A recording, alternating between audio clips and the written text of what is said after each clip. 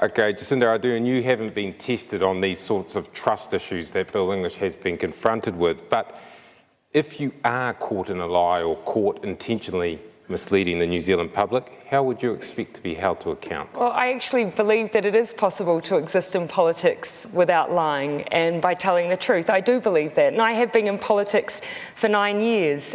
Yes, politicians make mistakes, but a true mark of leadership is whether you front those mistakes, be as transparent as possible with the public when you make them. That's the sign of good leadership. You've never told a lie in politics? No, and if I have made a mistake, I've fronted it. And I'm going to make them in the future too, Patty, let's be clear. But it's all about fronting them when you do. The new coalition government's been left battered and bruised after an embarrassing gaffe on the first day of Parliament sitting. The coalition was forced to make concessions to National after being confused about the numbers. The government had 5 MPs missing. So National called its bluff and threatened to force a vote that could have seen Labour's pick, Trevor Mallard, lose and leave the government red-faced. To make matters worse, Labour actually had the numbers and would have won if National had forced a vote. They did buy National's bluff and they then tried to spin it. Was it embarrassing for the government, though, to almost lose at the No, not at all. Look, we had the numbers. Why did you buckle so quickly on select committee numbers? We didn't buckle. We had the numbers. But for me, this was about making sure that we got off Parliament on the right foot. I don't buy this line that they didn't want a contested vote for Speaker.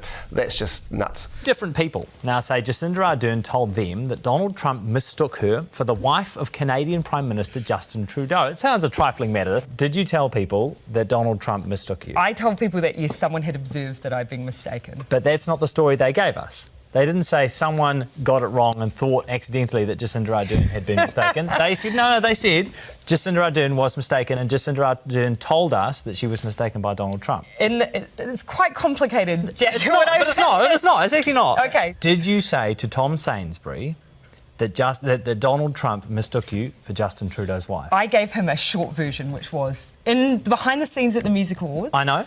What was the short version? The shortened version was that there was some confusion over who I was, observed by someone else. I believe I told him the full story. You believe you did? I believe I did. 2 people now say that you told them that you were mistaken by Donald Trump. I know this seems like a trifling matter, but what I'm suggesting is that now that you are a world leader, all of these little things can blow up to be big, and if you are giving something that is not the entire truth, it can confuse people. No, I'm sharing this story here. Did you say that confusion was someone else's confusion, or did you imply that it was Donald Trump's confusion? I said there was confusion over who I was.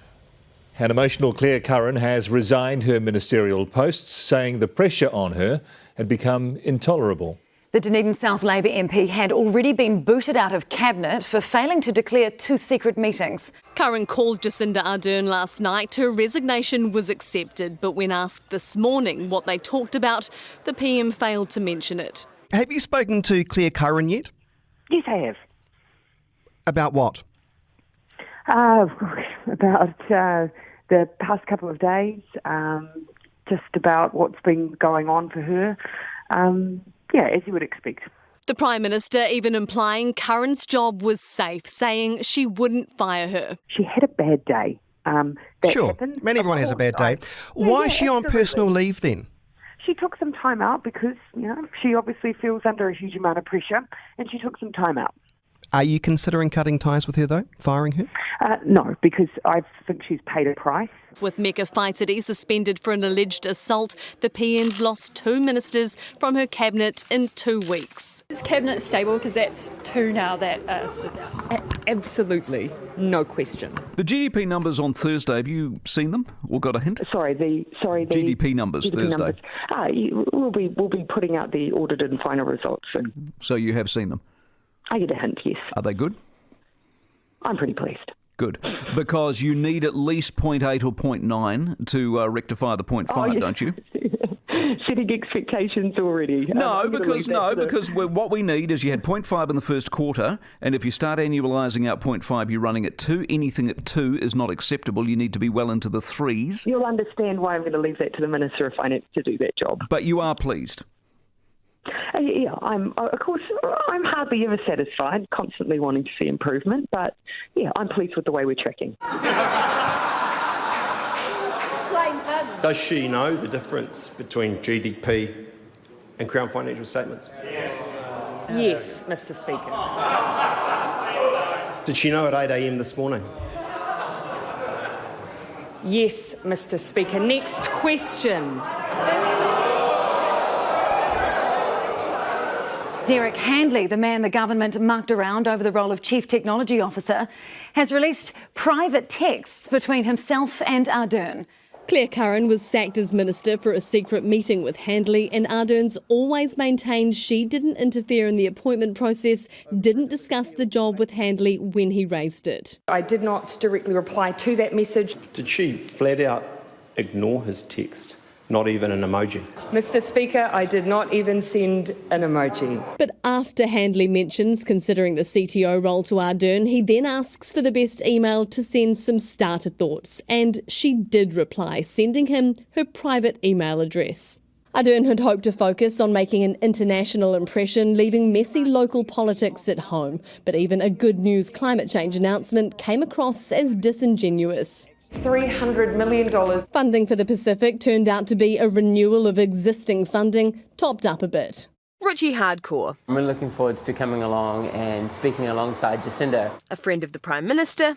I'll be joined by people like Richie Hardcore. And a friend of convicted drug smuggler Carol Schrubeck.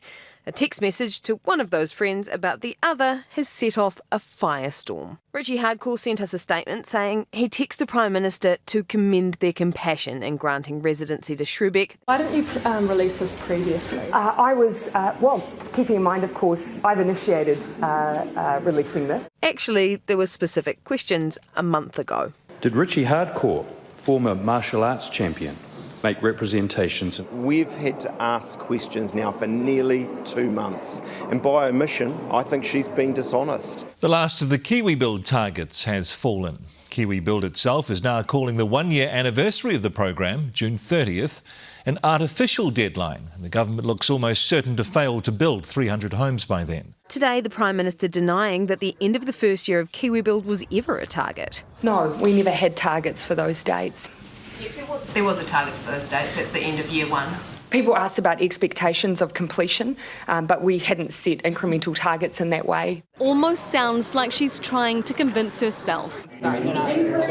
Claims of dishonesty at odds with the Prime Minister's brand of politics. Going from St Jacinda to being seen as a liar. You know, we are a nation that allows free speech. We've seen a number of examples recently where we've acknowledged that in allowing people to share their views.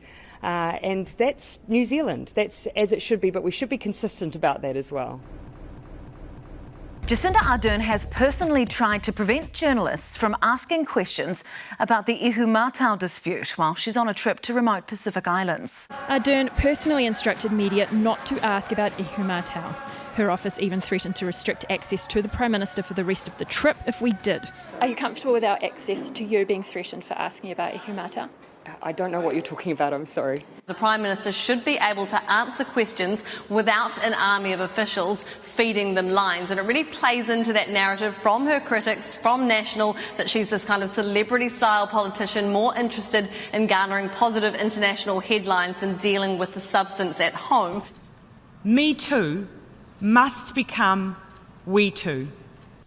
I was informed in the very beginning that the allegations made were not sexual in nature. If you are caught in a lie or caught intentionally misleading the New Zealand public, how would you expect to be held to account? Well, I actually believe that it is possible to exist in politics without lying and by telling the truth. I do believe that, and I have been in politics for 9 years. With this plan, we are going to keep doing this. In my school, there used to be a choice. You either learned Tudor England or you learnt New Zealand history. And I'm lucky that I had a history teacher who believed that we should all learn New Zealand history. And so I was lucky that I did, but not everyone does. The Article 1 of the treaty, what does it say? Oh, Article 1, on the spot? Ka whangatanga, sorry, excuse me. Article 2? Look, Tina Ringatanga.